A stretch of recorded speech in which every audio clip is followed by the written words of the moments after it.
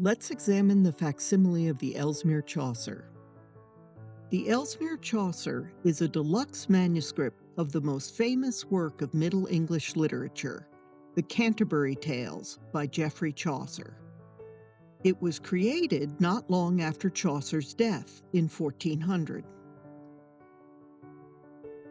The book presents a collection of poetic narratives told by fictional pilgrims traveling to the shrine of St. Thomas Becket.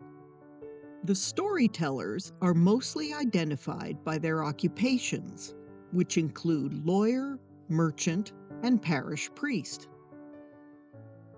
Their portraits appear at the beginnings of the stories they tell to amuse their traveling companions. All are shown on horseback, and some of the horses are bedecked with luxurious bridles and other trappings. The university student has a lean horse, as befits his relative poverty, and as described in the text.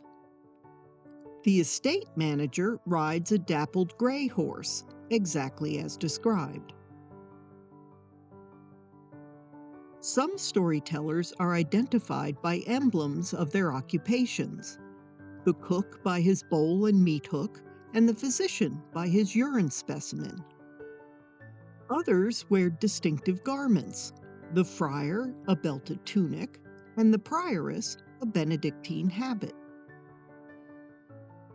Other details are taken from the text, including the monk's greyhounds, and the stooping posture and bagpipes of the miller. The summoner, a court official, is shown with a red and pimpled face and wearing a garland, as Chaucer describes him.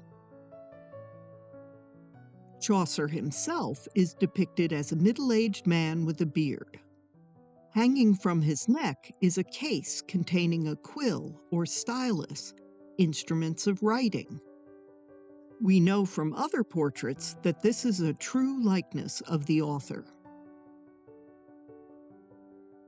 Perhaps the most impressive storytelling pilgrim is the squire, a handsome bachelor wearing an embroidered tunic with long, wide sleeves and a distinctive hat. Described in the text as a good horseman, he seems completely at ease as his horse rears on its hind legs.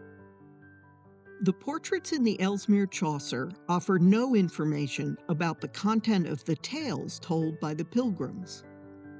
For that, one must read the text. And read the text many have, from the time of its writing up to the present day.